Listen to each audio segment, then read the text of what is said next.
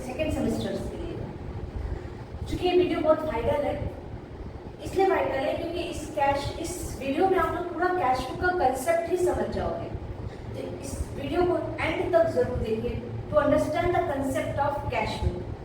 First मैं बात कर लूँ, cash book is a representative of the cash account. Cash book है, एक रिप्रेजेंटेटिव है कैश अकाउंट का।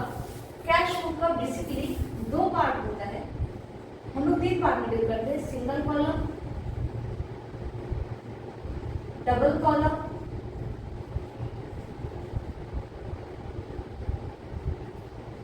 And triple column.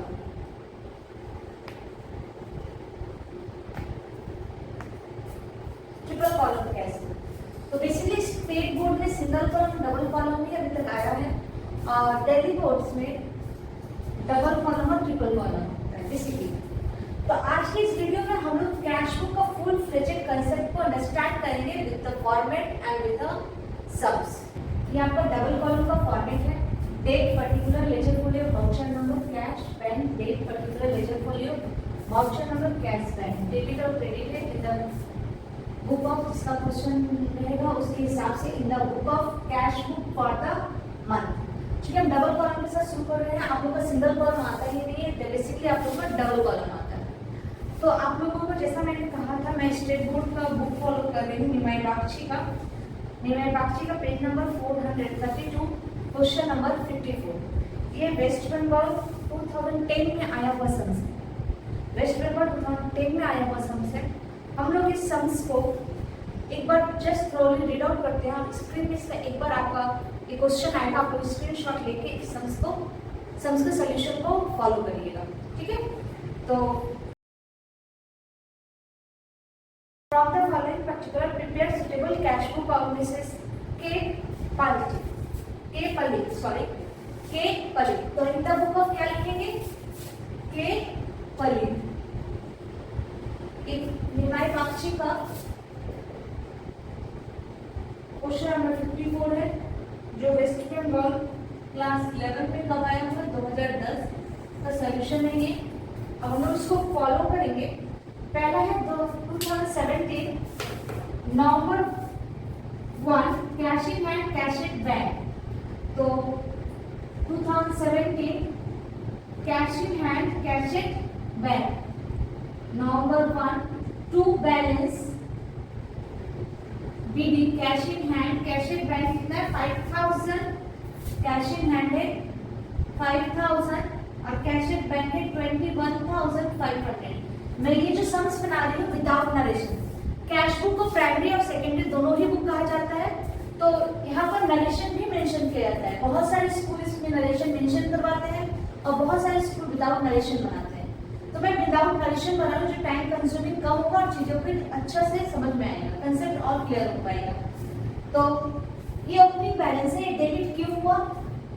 जैसे कैश बुक का लास्ट मंथ का जो सम्स होगा, लास्ट मंथ का जो कैश और बैंक का बैलेंस बचा हुआ, ये इस मंथ का, इस सम्स है नवंबर 2017, इस सम्स है नवंबर 2017। इस मंथ का ये ओपनिंग बैलेंस होगा।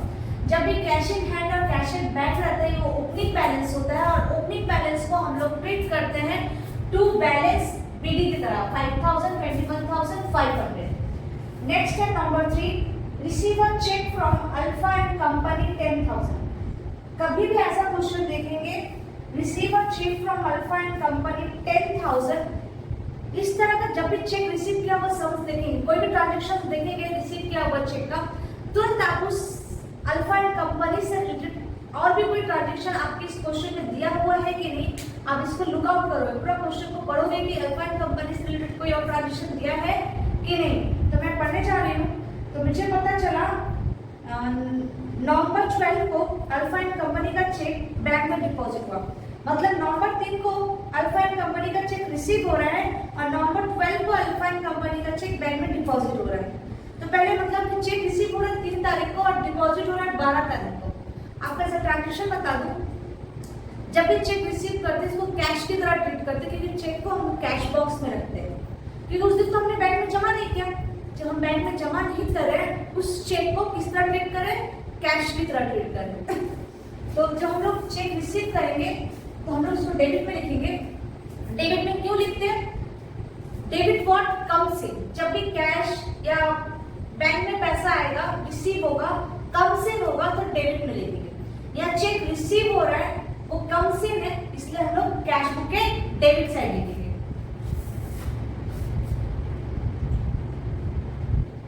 To alpha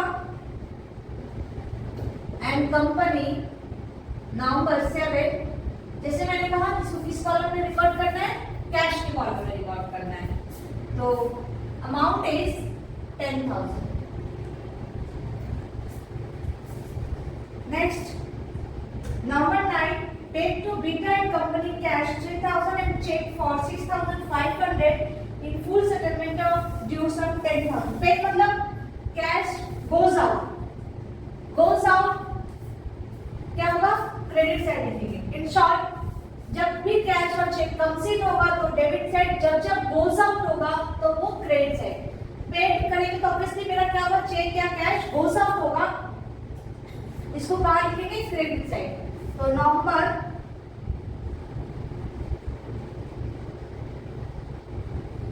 9 by beta and company cash में पेमेंट कर रहे हैं 3,000 और 6,500 चेक में पेमेंट कर रहे हैं। 10,000 पेड करना है तो हम 9,500 में निपटा दे रहे, मतलब 500 डिस्काउंट रिसिप्ट है। चूंकि डबल कॉलम है, मैंने डिस्काउंट रिसिप्ट का कोई कॉलम नहीं खोला है, इसलिए इसका कोई ट्रीटमेंट डिस्काउंट रिसिप्ट का नहीं करेंगे। नेक्स्ट आ जाता है cheque receipt from Alpha and company deposit to bank. मतलब 7 तारीख को जो चेक मैंने रिसीव किया था अल्फाइन कंपनी से, वो 12 तारीख को क्या कर रही हूँ? डिपॉजिट कर रही हूँ। 12 तारीख को क्या कर रही हूँ? डिपॉजिट कर रही हूँ। Who is the receiver of the check? अगर मैं बात करूं तो अगर चेक डिपॉजिट का जो आपका ट्रांजैक्शन होता है, मैं जिसे कहा था कैश विथड्रॉ ट्रेड हुआ, bank account debit to cash account, bank account debit to cash account, 8,000 और 8,000। तो who is the receiver? Bank. Who is the giver? What goes out? Cash. Bank receiver है, इसलिए बैंक के column में 8,000 लिखेंगे, लेकिन यहाँ पर हम लोग टू कैश लिखेंगे। ये नवंबर 12 है और नवंबर कैश और बैंक दोनों होने की वजह से इस ट्रांजैक्शन में नवंबर 9 के ट्रांजैक्शन में कैश और बैंक दोनों है, इसी वजह से यहाँ पर कॉन्ट्रा एंट्री होगा। यहाँ पर जैसे बैंक डेबिट हो रहा है तो बैंक के कॉलम के अमाउंट में 8,000 आ जाएगा, पर्टिकुलर में टू कैश लिखेंगे। सिमिलरली यहाँ पर सेम नवंबर 12 को बाई बैंक लिखेंगे और कहाँ से पैसा कम हो रहा है? कैश से। तो कैश में हम लोग कैश के कॉलम में अमाउंट पुट करेंगे। ये कॉन्ट्रा एंट्री है, लेजर फोल्डिंग कॉलम में सी लिख के इसको डिनोट करेंगे कॉन्ट्रा एंट्री। ये नवंबर 12 का ये ट्रांजैक्शन है जो नवंबर 7 में अल्फाइन कंपनी ने एज चेक हमको दिया था। ध्यान से देखिए, समझने की कोशिश करिए। कॉन्ट्रा एंट्री में बहुत बच्चे कंफ्यूज होते हैं। जब भी चेक डिपॉजिट होगा बैंक में, bank account debit to cash होगा, bank account debit to cash, particular में टू कैश लिखेंगे, बैंक के कॉलम में अमाउंट पुट करेंगे। क्रेडिट साइड में बाय बैंक लिखेंगे, कैश के कॉलम में अमाउंट करेंगे, पुट करेंगे, और ये हो जाएगा कॉन्ट्रा एंट्री। कॉलम्स बढ़ने और घटने वाला रहेगा, कम से मतलब बैंक का है जिससे बैंक के कॉलम में अमाउंट हो, गोज आउट वाला कैश वाला, इसलिए कैश के अमाउंट में कॉलम और क्रेडिट साइड। और जब कम से कम बैंक के अमाउंट में डेबिट हुआ तो हमने पर्टिकुलर में टू कैश लिखा, और सिमिलरली कैश के कॉलम में गोज आउट हुआ तो 8,000 कैश के कॉलम लिखा, पर्टिकुलर में टू बैंक लिखा। आई होप आपको ये कॉन्ट्रैक्ट की एक्चुअली समझ में आ गया होगा। नेक्स्ट है 15 नंबर, नंबर 15। नंबर 15 कैश से,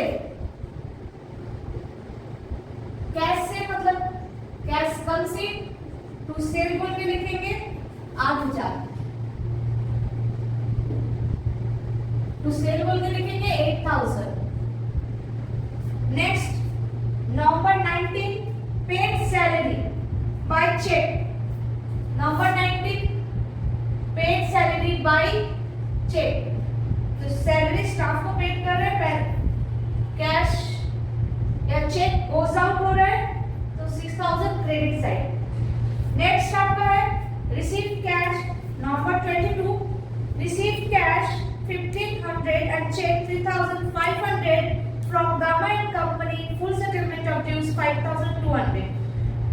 कैश और चेक रिसीव कर रहे हैं, गामा से कम सीन हो रहा है, कैश भी कम सीन हो रहा है और चेक भी कम सीन हो रहा है। तो पहले हम देख लेंगे, तो चेक हमने गामा एंड कंपनी से रिसीव किया है, इससे रिलेटेड कोई ट्रांजैक्शन आगे क्वेश्चन में है क्या? नहीं, गामा एंड कंपनी से जो हमने चेक रिसीव किया इससे रिलेटेड कोई ट्रांजैक्शन नहीं है।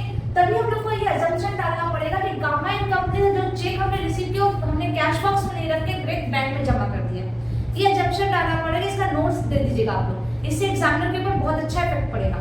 मैंने क्या कहा, फिर से रिपीट कर रहा है, गामा एंड कंपनी से जो हमको चेक मिला है इससे रिलेटेड अब कोई ट्रांजैक्शन है क्या हमारे क्वेश्चन में? नहीं, मतलब हम लोगों को ये अज्यूम करना होगा जिस दिन चेक मिल रहा है उसी का उसी दिन हम लोग बैंक में जमा कर दे रहे हैं। मतलब जैसे चेक मिला बैंक में चला गया, कैश बॉक्स में रखने का कोई सीन नहीं। तो रिसीव कैश और रिसीव जो चेक है दोनों कॉलम में चला जाएगा, कैश के कॉलम में, चेक बैंक के कॉलम में। Number 22 to gamma and company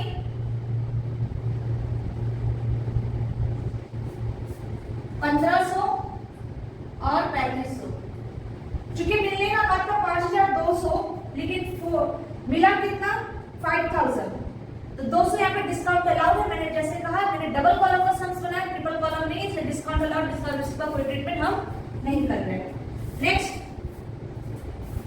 number 25, withdraw from bank for office use. फिर से आ गया Contra entry, withdraw from bank for office use. Withdraw bank से पैसा निकाल रहे हैं, बैंक से पैसा निकाले, बैंक यहाँ गिवर हो रहा है और कैश कम सीन हो रहा है, कैश कम सीन हो रहा है, कैश कम सीन हो रहा है, मतलब कैश के कॉलम में पैसा आ रहा है और बैंक के कॉलम से पैसा जा रहा है। तो ये भी कॉन्ट्रा एंट्री है, जो कैश के कॉलम में पैसा आया तो यहाँ पे टू बैंक लिखेंगे और बैंक के कॉलम में से पैसा गोज आउट हुआ तो यहाँ पर कैश लिखेंगे। अभी मैंने कंसेप्ट समझाया था इसका। नंबर 25 फिर से एक बार क्लियर कर दे, कॉन्ट्रा एंट्री को किस तरह समझेंगे। जैसे देखें कैश विथड्रॉन फ्रॉम बैंक या cheque deposit into bank, cash deposit into bank, तभी क्या होता है? कॉन्ट्रा एंट्री हो जाता है। कैश विथड्रॉन फ्रॉम बैंक, तो कैश कम से हो रहा है, कैश के कॉलम में अमाउंट लिखने पर टू बैंक लिख देंगे। बैंक से पैसा गोज आउट हो रहा है या बैंक गिवर है यहाँ पर, तो बैंक की कॉलम क्रेडिट साइड अमाउंट लिख के यहाँ पे बाय कैश लिखेंगे। Next number 28, check receive from Alpha and company return disordered by the bank. हमने जो चेक रिसीव किया था, हमने मतलब बैंक ने, कंपनी के बैंक ने जो अल्फा एंड कंपनी का चेक रिसीव किया था वो क्या हो गया? डिसऑर्डर हो गया। वो चेक क्या हो गया? डिसऑर्डर हो गया। मतलब डिसऑर्डर मतलब गोल्स आउट होता है। हम सीधे नवंबर 28 को बाय अल्फा एंड कंपनी लिख के, जो हमारे पास चेक हमारे बैंक में हमने डिपॉजिट किया था वो उस बैंक उस कॉलम में जाके अल्फा एंड कंपनी का जो चेक है उसको कैंसिल करेंगे। 28 में बहुत सारे बच्चों का पहले कोई अमाउंट नहीं है, सीधे आप जाइए नंबर 3 में, वहां पर जो अमाउंट पुट है उसी अमाउंट के साथ हम लोग यहाँ पर ट्रांजैक्शन करेंगे। तो that is the amount is what receive a cheque from 10,000। यहाँ पे हम लोगों का 10,000 से ट्रीटमेंट होगा। अच्छा, number 28 alpha and company cancel करने का 10,000 बैंक के क्रेडिट कर रहा है। अच्छा एक मिनट, यहाँ पर जो हमने कॉन्ट्रैक्ट 8,000 से किया वो 10,000 से होगा। ये आप 10,000 जो बिलोंग करता है नवंबर 7 के चेक को, 10,000 बिलोंग करता है नवंबर के 7 के चेक को। ओके, करेक्शन कर लीजिएगा आप लोग। नेक्स्ट है number 28, receive a cheque from Alpha and company return disorder. इसको हम लोगों ने कर दिया। लास्ट है number 30, deposit office cash into bank. Office cash into bank. The bank is the receiver, bank account debit. Who is the what goes out? Cash to cash. तो bank receiver है तो यहाँ पर टू कैश करके bank के column में लिखेंगे amount 5,000। Date मेरा वही रहेगा नवंबर 30 और यहाँ पर भी सेम वही रहेगा नवंबर 30 बाय बैंक करके कैश के कॉलम में लिखेंगे 5,000। ये भी कॉन्ट्रैक्ट। लास्ट हम लोगों को बैलेंस फाइंड आउट करना है, कैसे करना है एक बार देख लेते हैं। तो लास्ट आपका बैलेंस सीडी आया। बैलेंस सीडी कैसे निकालते हैं हम लोग? डेबिट और क्रेडिट को टैली कर टोटल करते हैं। क्रेडिट साइड कम आया है तो इसलिए यहाँ बैलेंस शीट निकला है, कैश का बैलेंस शीट निकला है 9,500। सिमिलरली हमने बैंक के कॉलम के डेबिट और क्रेडिट को टोटल किया, बैंक का बैलेंस शीट और क्रेडिट में निकला 14,500। सीधी के साथ हम लोगों को दिसंबर 1 2017 का हम लोग यहाँ पे बैलेंस बीडी करेंगे। ये वेस्ट पेपर 2010 में आया हुआ सम्स है, बहुत इंपॉर्टेंट सम्स है। इसको अच्छे से आप लोग वीडियोस को काफी बार देखिएगा जिससे कंसेप्ट अच्छे से क्लियर हो जाए। तो आज के लिए बस इतना ही, आगे आने वाले और टॉपिक के साथ हम लोग डील करेंगे। तब तक के लिए take care, thank you. I hope आपको मेरा वीडियो बहुत अच्छा लगा होगा। मेरे वीडियो में सारे आपके जितने छोटे छोटे डाउट्स होते हैं सारे के सारे हम क्लियर कर देते हैं। आप लोगों को अगर किसी और टॉपिक पे कोई भी डाउट्स हो, कोई भी क्वेरी हो, क्योंकि सारे वीडियोस तो यूट्यूब पे छोड़ना पॉसिबल नहीं होता है, तो आपको अगर कोई भी डाउट हो, किसी भी टॉपिक का अगर वीडियो चाहिए होगा तो हमें कमेंट बॉक्स में जरूर कमेंट करें। और अगर आप हमारा लाइव क्लासेस करना चाहते हैं तो इस नंबर पे कांटेक्ट करिए। और ऑफलाइन क्लास हम लोग का बालूमाटी जेगरा में होता है, इस एड्रेस पे और इस नंबर पे कांटेक्ट करके हमारा ऑफलाइन क्लास भी आप जरूर से कर सकते हैं। तब तक के लिए टेक केयर, बाय।